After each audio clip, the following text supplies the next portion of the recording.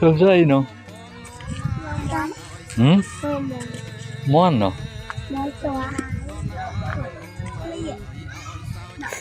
Khăm mát. Mát khăm ấy không? Món chuồn. Món chua. Mình thưa vì con lan tiền.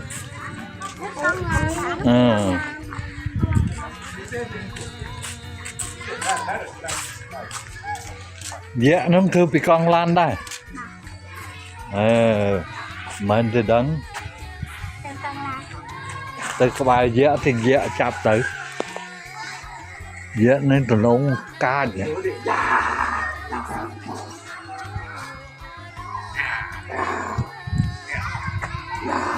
Dạ.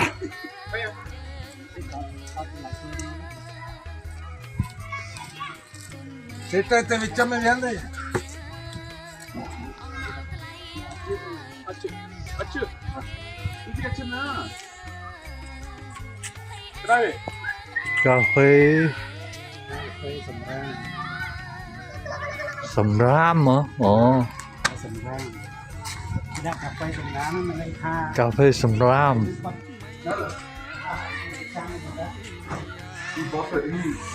Rubber sih. Rubber.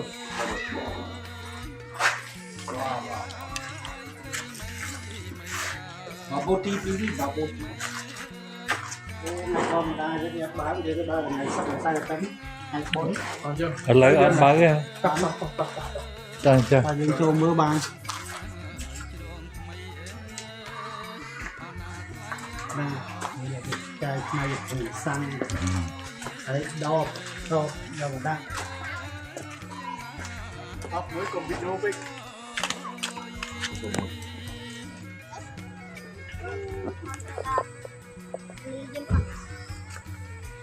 Sợi kia. Thưa cái bao đó. Che thưa đấy.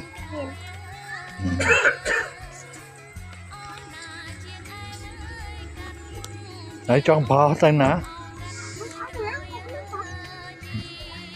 Đấy bao tới phải giặt siêu miếng bánh máu nè. Khai vậy?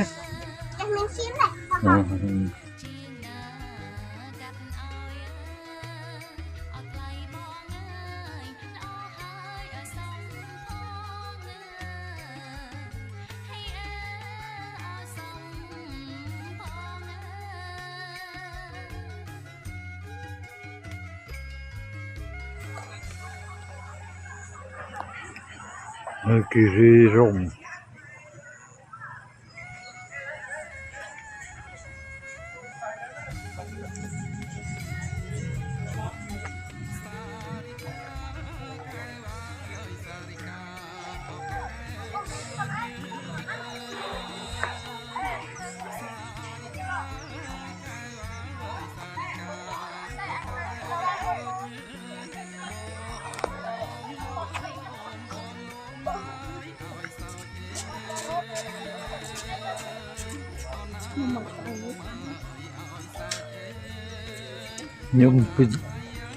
Nhôm tình mà cái đã camera tới át phồm nhôm sao.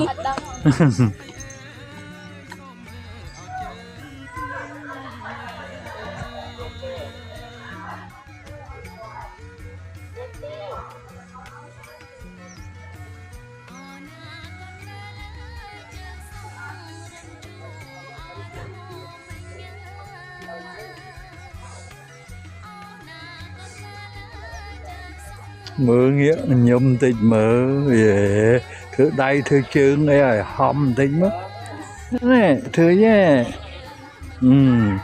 mà lên môi phô mát không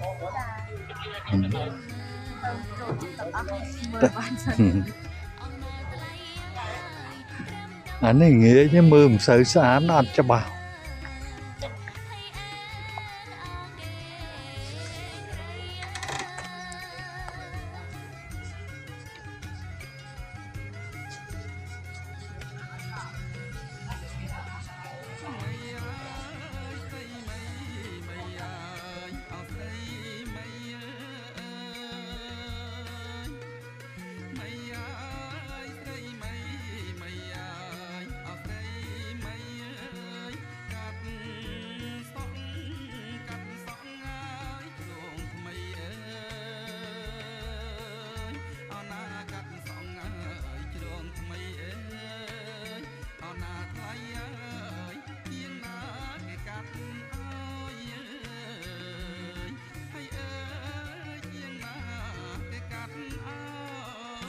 lâu kia quá thì thơ việc này xã bọc kia đó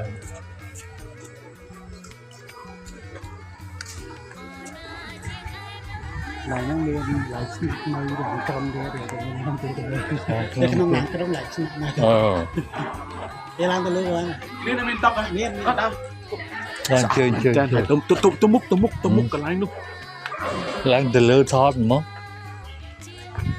ôi là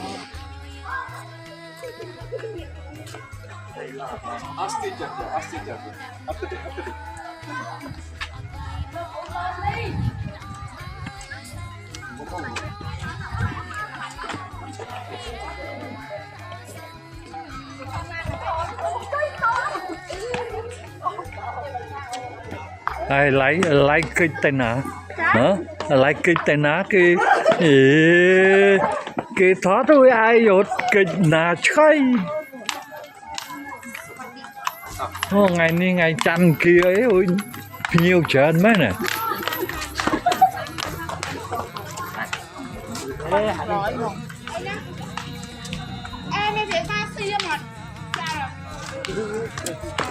dương màu nó cầm thi ấy nữa anh nè cá tôi lại thích xà trôn màu chân hả học quên đấy nè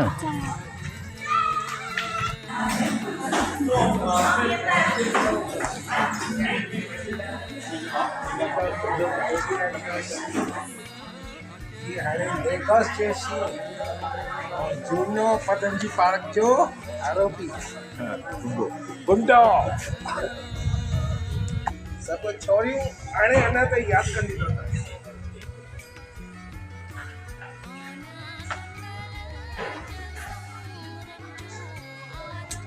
để đâu theo sự nặng nàng trong cái nó nặng đây là nặng ban nó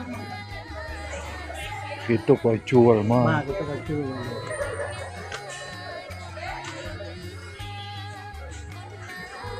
đấy thế sầm nã lan krong rồi vô lan krong mà cái thơ tốt cái vô lan krong mà thơ tốt mà ba đã là clip one picture at this time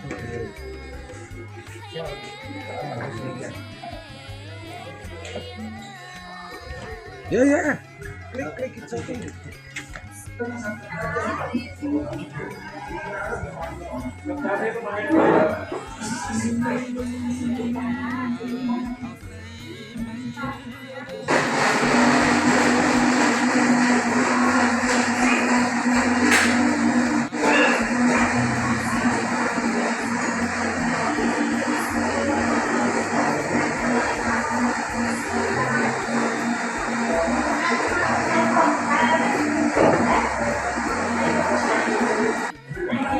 caramel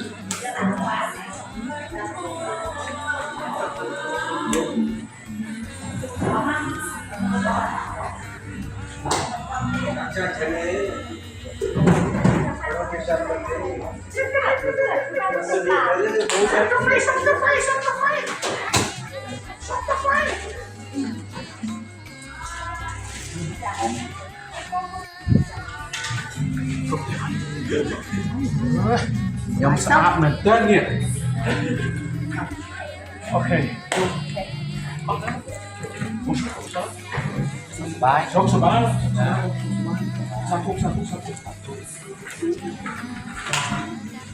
hot chocolate muối thôi đi ở nhà mấy hai có hải sinh hai muối hot milk